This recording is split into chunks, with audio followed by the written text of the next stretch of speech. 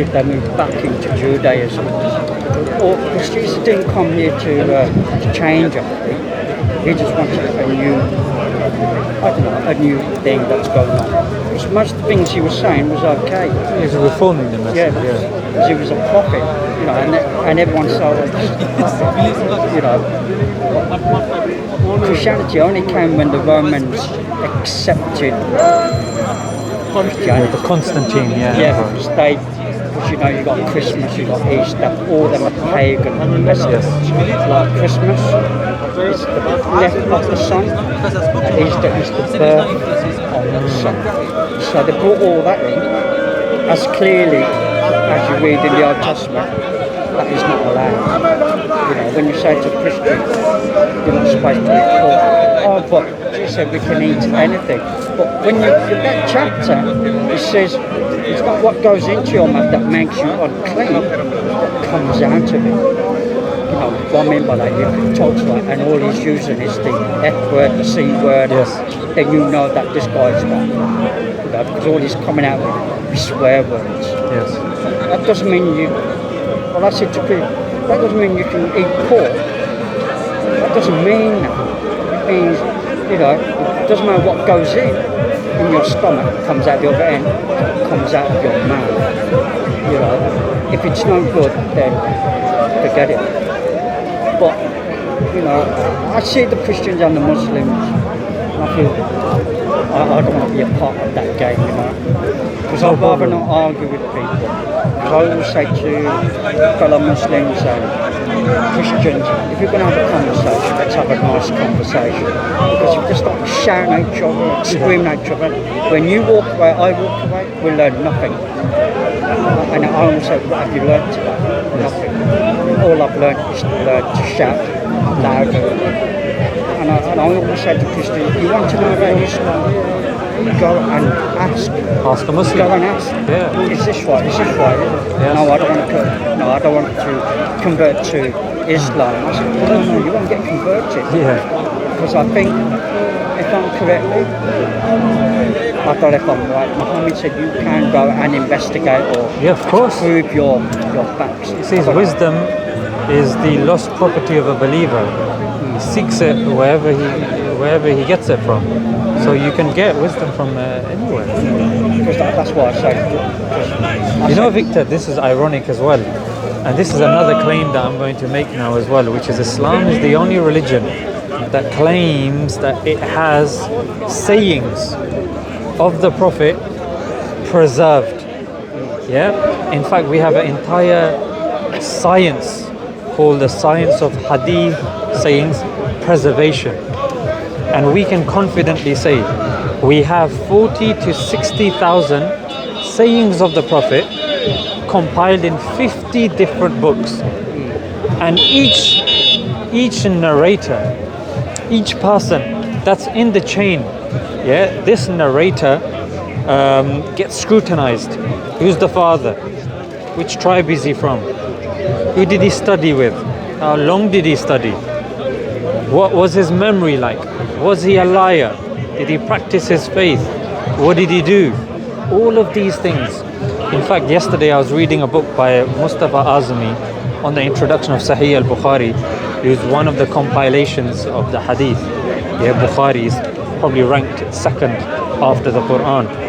And the stringent criteria that he had is exceptional. One exceptional masterpiece he had. And the preservation, in fact, Victor, I'll be so confident and bold to say Christians will never make this claim, neither will Jews or Sikhs or Hindus, that they have a chain of narration that they can scrutinize, that they can tap into, and biographies. In fact, there's a hadith scholar called Darqutni. He said, because in these chains there are 20,000 narrators, give and take. And he says, if all of these 20,000 narrators were standing in front of me, I can tell you their name, I can tell you their father's name, I can tell you their tribe, and I can tell you if they're reliable or not. So this is Darqutni, and his compilation isn't even regarded as the top 6. Like, he doesn't even come in the top 6. Imagine now the top 6. So what this is, this goes back to preservation, which is, if it's a final book and you're claiming that, okay, you're making this claim, no problem, we're saying that the Quran has been preserved. Now, how can you test this? You can test this through the memory. In fact, last year there was a child, this on YouTube, as young as 3. This is a 3-year-old child that has memorized the whole Quran.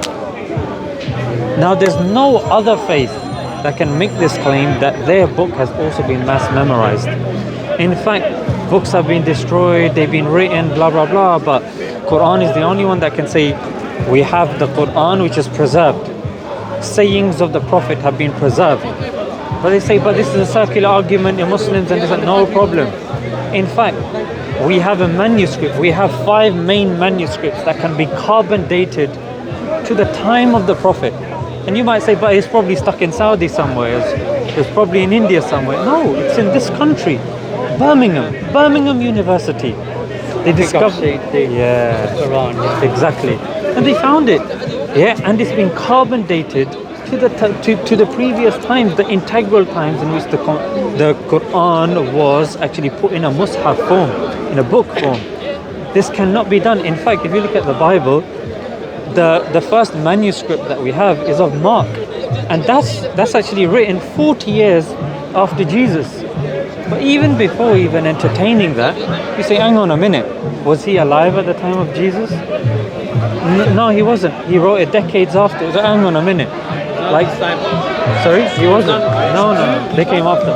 Matthew, Mark, Luke, and John came after. So they weren't even alive at that time. Well, Luke was a doctor. So he was associated with the apostles. But if you read all of them, not all of them said the same thing. Yeah. But I say to people, when you read that, it's like you telling a client, so I saw something there, and he could say something, I'd say, you'll say something totally different. Exactly. You understand that? But these, like you said, were never part of Jesus. Yeah, his inner circle. Yeah, because Jesus passed away, and they just turned up. But Luke is a doctor and physician, whatever, and he goes into great detail. But there are some things that there's discrepancies. But Victor, what do you think about this? Because I'm also going to study now as well. I want to do a course, and what happens is, when I learn something, if I don't go over it about a week or a month, it's hazy. 2 months, 3 months, a year, and I have to take a test, I have to look over my notes, otherwise I'm flunking the exam. I'm going to fail it. These are individuals that have come long time after Jesus to even assume, even if they were alive at his time, to be writing something a decade afterwards. Like, what are you going to remember from that? That's the point. And then secondly, okay, who's the center versa of Christianity? Jesus. Then why isn't the Bible centered around Jesus? Why is it centered around people saying he did this and he did that? Surely it should be directly words from God if it is going to be a message for humanity. The apostles told Matthew, Mark, Luke, and John the story of what they saw. It's only like word of mouth. Exactly. And you write it down. Write it down. That's not admissible. Right.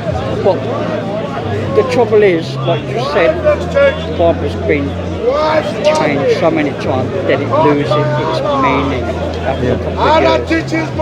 But when you look at it, when I say to Christians that you wear the cross, did you know in the Old Testament that is forbidden? And Jesus also said that is also forbidden. Because when I read the Bible, God, when you go and worship, I'll say, when you come to worship, have nothing in your mind about what, it's got to be 100% pure. And I said, well, if you have an image and you're praying, that is an idol. Because your brain has functioned on an image and you're portraying that as God. Yes. Like David, they got statues that cannot see or hear or speak, but have to be carried around. And God says to the children of Israel, you go to another God made of idols, but you didn't come to me. You know. So sorry, I'm going south to the car. Come Well, now? Not now. Oh, when? My wife's going to come in the car. When? She'll go in the back. Let's say in about like 7:15. All right. Latest With my bottom, then Okay. I'll put that All right. on, I'll read it. What's your name? Adele. Oh, it's Victor. Victor. No, this is the main I man. saw him on YouTube. All right. You've seen him on YouTube. I like your Mercedes. Which one? So I like your Mercedes. Which one? It's fun. It was a mine. I got Toyota Prius now. Yes. There's a Mercedes car you drive. No. I got Used Toyota to. Prius now. Before that one, Janaza. Where that crazy woman was shouting at you. Was she? I can't remember. There was a woman There's on, too many crazy women shouting Crazy at me. woman that was in Speaker's Corner, wasn't it? Yeah, just shouting at him and I said, why are you shouting at me for? Yeah. Something, I don't know what it was. Vic, yeah. Oh, you wanna, Sorry? are you going?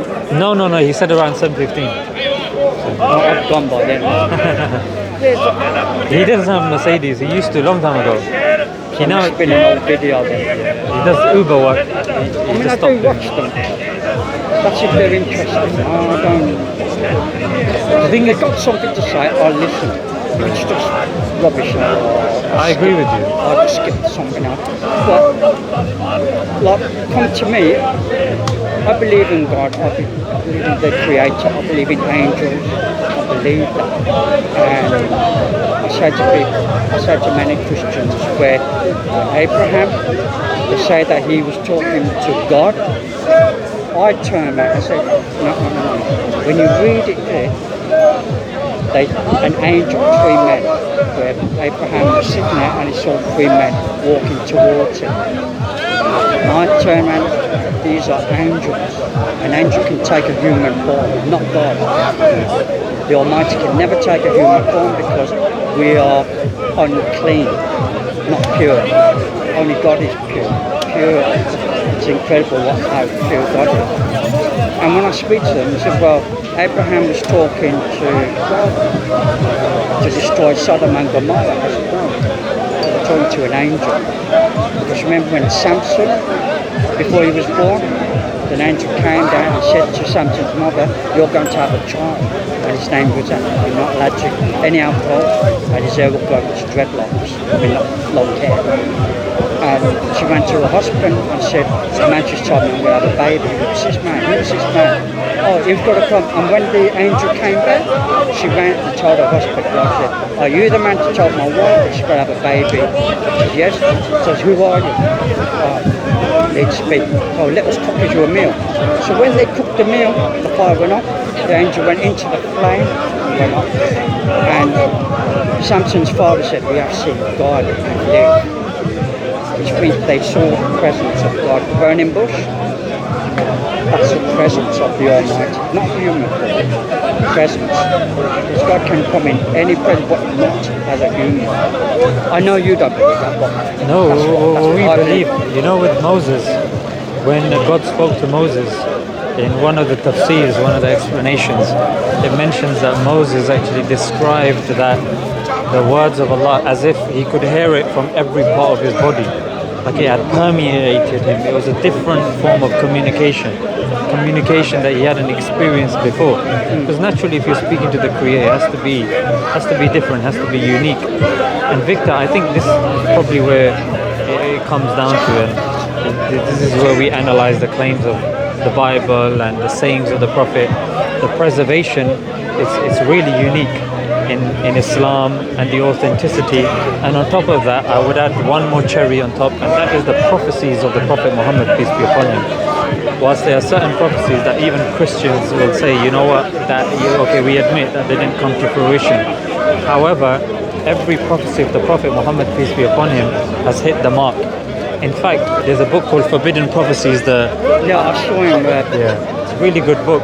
And in there he compares prophecies of Nostradamus, of the Mayans, of the I Ching, of Joseph Smith and the likes. And he notices that the prophecies are very vague, number one. And number two, if they're not vague, they can be somewhat predicted by an intelligent person.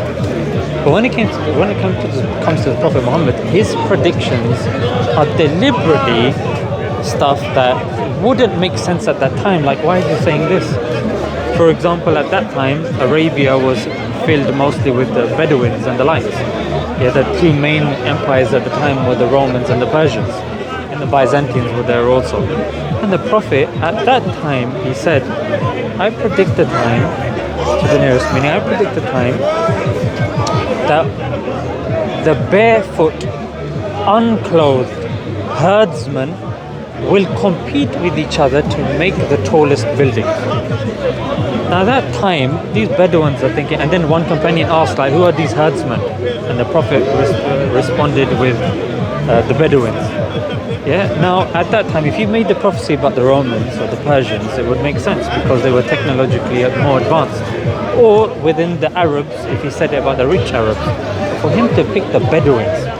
And now, Victor, if you actually look, the three main tallest buildings, the first one was the Meccan Tower, Mecca Clock Tower, yeah, which was at a height of 600 meters.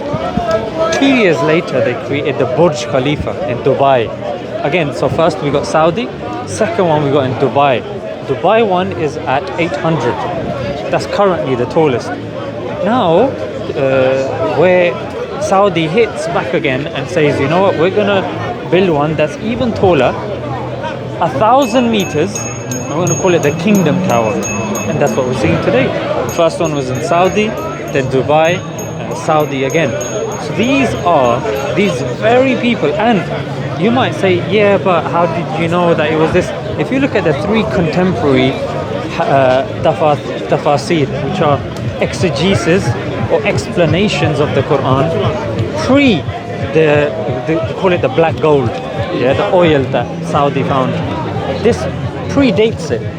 You had Qurtubi, you had Ibn Hajar al-Asqalani, and Nawawi, the three main exegesists of the Quran, and they also were unanimous in saying this refers to the Bedouins. And it takes a person to think, you know what, that was pretty spot on. Then he says there will come a time where the Muslims will be like the froth on the sea. And the companions asked him, will we be large, will we be small in number? And he responded by saying, no, you will be large in number, but your value will be very little. Now if you look post-Ottoman Empire at the value and post-Enlightenment, how the value of the Muslims and John Perkins talks about this in Economic Hitman, where he talks about how certain countries are infiltrating their policies with world leaders, and that actually goes to show that Muslims nowadays, how many Muslim countries can you quote unquote say? So that pretty much hit the mark. Deserts will be turning green. Women will be clothed, but they will not be clothed. Sex will be so prevalent that people will be fornicating on the streets, and the greatest amongst you will be they'll be fornicating like donkeys, and the greatest from amongst you are those that will say, look, at least can you do it on the side? And it's ironic, Victor, because 2 years ago in the Independent newspaper there was a headline. This was making its rounds a couple of weeks ago. Mexico legalized public sex, or decriminalized it, which in essence they were saying that if you do it, it's not a criminal offense anymore. And if you look at the way women are dressed now with bikinis, you can argue that they are dressed, but they're not dressed. So, and it goes further. If you look at, and I would definitely suggest if you have a look at that book, Forbidden Prophecies, because this is what it comes down to, Victor. This is how we believe, how we prove the prophethood of Muhammad, peace be upon him, through his prophecies, that they hit the mark. And if you look, Victor, is they are referring to the end times, because this is how we link all them together. The Torah, Old Testament, the Bible, New Testament, the Quran, the final testament. It wraps it all up. Anything that is false from the past, like وَلَا تَقُولُوا ثَلَاثًا, mentioned in the Quran. No, don't say Trinity. No, Trinity.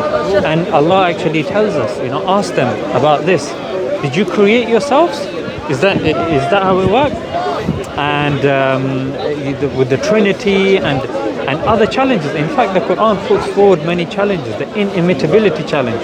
If you feel, and this was referring to the Arab, the people that were very good in Arabic, and the Quran put out a challenge saying, if you think you're truthful, produce a verse like it. And then it goes further to say, you will find no contradictions in it. Yeah? So this is a very risky claim. If it's coming from a man, it's a very risky claim because all it takes is one person, maybe Victor pops up and says, these are contradicting. That's it, false. Or I've made a verse, this is my verse, I've contradicted it. To such a degree, Victor, in the last this is on the last couple of pages in the Quran. It starts with Tabbat yada Abi Lahabin wa tab, which in essence is saying that Abu Lahab, one of the staunch enemies of Islam, will never accept Islam. Now, hang on a minute. This is an individual that wants to see Islam fall. And the Quran has been revealed to say you will never accept Islam. All it takes, Victor, for him to do is, I accept Islam. If he says I will accept Islam, the Quran has been proven to be false now. But he didn't even do that. It didn't even occur in his cerebrum or cerebral cortex to even say this. So what I'm trying to say is, sorry? Yeah, Abu Lahab. So when you look at these prophecies of the Prophet and some of the things that he said, in fact, in one of them, a blind person comes to the Prophet as he's speaking to a person of high stature. And the thing is, the Prophet ignores the blind person, yeah, because he feels that there's going to be more benefit speaking to somebody with higher influence. Thereafter, Allah reveals verses to say, "Oh Muhammad, peace be upon him. How do you know who is going to get guidance or no guidance? Here is somebody that's coming to you that wants to learn. This other individual doesn't want to learn." So the question would then be put forward that why would Prophet Muhammad put verses out in which he is making himself look bad? And then it goes further to say that in fact Jesus is mentioned many times more than himself. So the Prophet's name is mentioned 5 times and Jesus is mentioned like 25 times. So the question is that if you have a lot of Christians at that time, doesn't it bode well for you to be mentioning and bigging yourself up more? I mean, You see? what about all this jihad business? Yeah. If I'm right, jihad means fighting the evil within yourself to make yourself better. There's 2 types of jihad, yeah. One is called the minor jihad, and ironically speaking, the minor jihad is the fighting, and the major jihad or the bigger jihad is what you said, fighting against one's desires. Yeah, because I hear many, I mean on television, the jihad fight. And I think Islam says that you're not supposed to kill the women or children or destroy places of worship. Yes. But, you know, I see people doing it. Especially ISIS. You know, because I think when I look at ISIS and I think, well, have they misunderstood the Quran or have they just listened to someone and just took it up and said, well, that's right. About Very good. looking first, so am I doing the correct thing? Yes. Am I doing this? Very good. There's actually an author called Karen Armstrong. She's written a book called Fields of Blood, in which she promulgates and puts forward this argument that it's not religion that causes violence, rather it's geopolitics, it's the political aspect. And then she gives 2 case studies. Yeah, I think this was in an interview with Al Jazeera. It's definitely worth seeing. She says there were a few people that were they were kidnapped by ISIS. And she said that those individuals that were there, they noticed that prayer time came, they didn't pray. They asked for copies of the Quran, they didn't have copies of the Quran. To such a degree, she said that they actually, if you look at Iraq, when the war in Iraq actually happened, and Saddam was killed, he had a party called the Ba'athists. And then when he was killed, these parties had to disintegrate and they had to kind of filter back into society. And everything that I'm saying again is being recorded. You're welcome to check it up, the sources and everything. And the defense strategist, yeah, I think his name is Mike Flynn. He was speaking to Mehdi Hassan, and Mehdi Hassan put forward this claim that ISIS was created in the prisons of the Americans in Iraq. And he said, yes, I agree with you. Yeah. So that's the way they were created. Yeah. Now ISIS started there, and then John Kerry, who was within the parliament at that time, he says we allowed ISIS to grow because we wanted to use them to put pressure on Bashar al-Assad. Because I see young people, more or less want to join that organisation. And I think, and the elders, I mean when I say elders, Yeah. I said, oh well, hold on a minute, hold up, you totally got it all wrong. Yeah. You know, come to my level, let us teach you the proper way Yes. of Islam. This, you know, because I believe that before you do something, make sure that it's proper, you know. Proper. You know, That's a good point. I see ISIS where they just kill people. I mean, I know America does it, England does, France, Yeah. and all of them. You know the argument, yeah. But this is another form of Islam that no one's ever seen before. Where they just Where they behead, yeah. and you think, where in the Quran is that? They all come up with the where some Christian guy was saying to me this afternoon, so go and kill every Jew and kill a disbeliever wherever you see them. But I turn around and say, well, that's just history. That's not a command. Yes. I don't know if I was right. I said, Yeah, you are, yeah. that's not a commandment for every Muslim to go and kill people. That's just something that will happen a long time ago. Yes. Because Islam forbids you to kill any innocent person. Yes. And I said, and when you look at suicide bombing, that is also forbidden in Islam.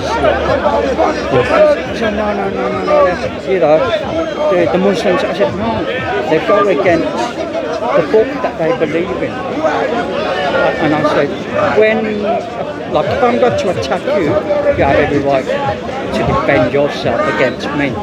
But I think it was somewhere in the Quran where it says, if a man makes peace with you, make peace with him. And let him go and you go. That's it. You know, that's it. The thing, Victor, is there are certain theologies within Islam, yeah? You've got people who call themselves Salafis. You've got people that follow certain madhahib, yeah, the four imams. And my challenge, and again I've got several cameras overhead, and I'm putting this forward as a challenge from any of these groups, any of these theologies, any of these Muslim backgrounds. You give me one credible academic Muslim scholar that has said that what ISIS is doing is according to Islam. In fact, you will see one of the largest condemnations of the Muslim civilization, I will say now, the Muslim community, is on ISIS. No one says that what ISIS is doing is in accordance with Islam, number one, or number two, that they are even in mainstream Islam. So that's the first thing. Amongst people and academics, no one I've come across says what ISIS is doing is correct. Second thing, what about these people that are going and joining them? Well, the thing is, Victor, I meet many Muslims that are somewhat separate from society. Yes. And they don't have that much knowledge around them, and they're constantly hearing Muslims are being attacked there, this is happening over there, that's happening over there.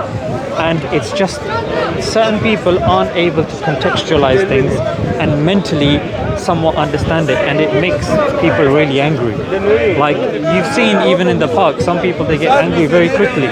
Some people, they're rational, they think, they're calm. I mean, like that woman I've got on her face. Exactly. I mean, I spoke to her today and I can see why she's Antagonistic, yeah. I said to her, I'm not a Christian, I'm not a Muslim. And it felt like she was attacking me.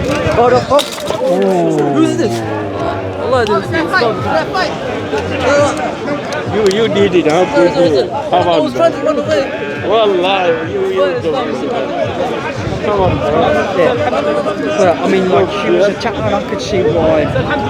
But the guy, whoever it was, done it, was wrong himself. Because I would say, someone's attacked, same thing. Don't bother. Because the more you agitate, what's that word? Agitate, aggravate. Yeah, agitate that person, the more angry you're gonna walk away. So I always say to people, you can have a conversation with someone, but if you're shouting and boiling, like I said earlier, you haven't learned nothing. I mean, I've learned a lot from you today, so that was just talking. So if I was shouting and you were shouting, what was nothing. But I can see why. I mean, she's still got that t-shirt. It's supposed to be. The thing is, one interesting thing which is worth noting, a couple of weeks before, Victor, she was slapped, and they were pushing this message that, oh, it was done by a Muslim, it was done by a Muslim. Then weeks later they realized that it was actually a Christian. Because you have to understand that a lot of Christians are very upset and angry with her because she's giving the wrong message of Christianity. And in fact, the person that ran and that escaped and the police couldn't catch him, they haven't been able to confirm his identity. So a lot of people are saying, you know what, it's most likely that he is going to be a Christian. Because, Victor, we were here, we were over there, it happened over there, it happened right in front of the police. It didn't make any sense. The way it happened, and it just Very quick. yeah, it just didn't make sense. Like, why would you do it in front of the police, and then why would you? There were a lot of unanswered questions there. But the point is, Victor, then because it was quite interesting. You were saying that okay, she's been slashed. We can understand. Victor, what about people whose parents are in Palestine, in Afghanistan, in Iraq, that they find out the next day that they've been killed? Society expects them to be rational, to be logical, Yes, I understand to be prudent. But it's unfortunate that these people, they're not. But again, you're right, and a lot of people that I do meet, they are very balanced. But you do get the odd people that will go there.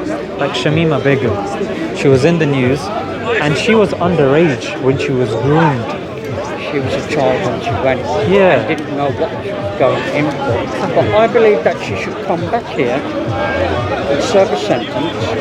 And I know this is, I mean, perhaps you won't agree with it, is that with that sentence, you will get taught Islam the proper way. If you don't like it, it's tough luck. This is what you're going to get. Yes. Because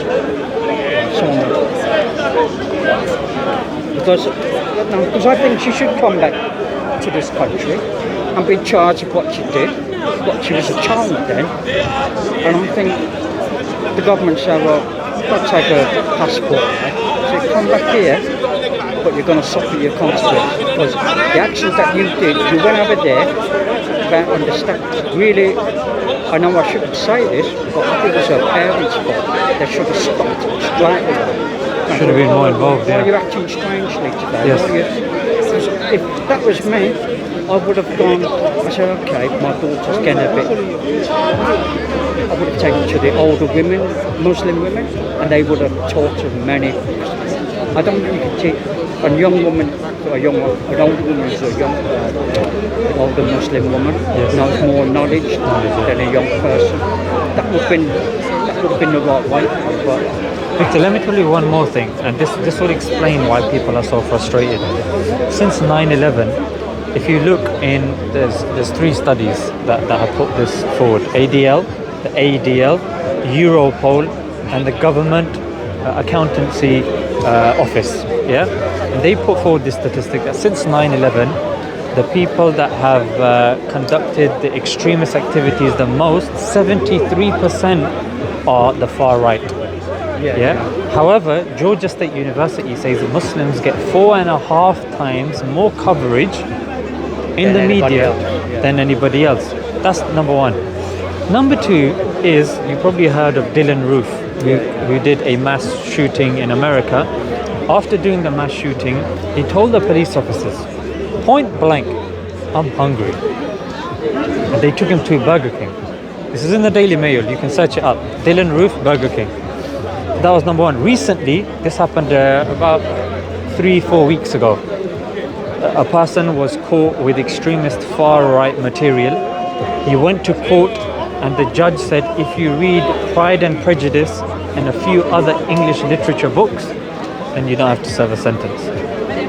So this, if was heard about a Muslim, people would be up in arms. But however, when it comes to the far right, this disparity, youngsters even come to us and they're like, bro, this is happening to the Muslims and we have to calm them down. We say, look bro, look, you come here, you dialogue, you discuss. No, but we can't even get involved in politics because conservative Boris is saying that he's calling our mothers letterboxes and saying black people have watermelon smiles. It's true, it's documented. And it took him so long to apologize. So again, I'm not justifying that, but what I'm saying... I know those 3 girls were young children, but I sometimes say, how did they get a passport and how did they come through the airport? Because I don't know, where's your dad or where's your mom? You know, that's This the was- question. Yes. Assalamu alaikum. Alhamdulillah, how are you? Very good, thanks. MashaAllah. Nice to see you. That's the question I would have asked if I was in the airport. I've got an And answer those for 3 that. would say, hold on a minute, where's your mum and dad? No, you're not travelling, where's your passport?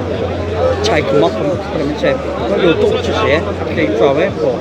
Can you tell us why she's here? You know, it's just, Victor, it didn't happen like that. Shall I tell you why? This was in The Guardian.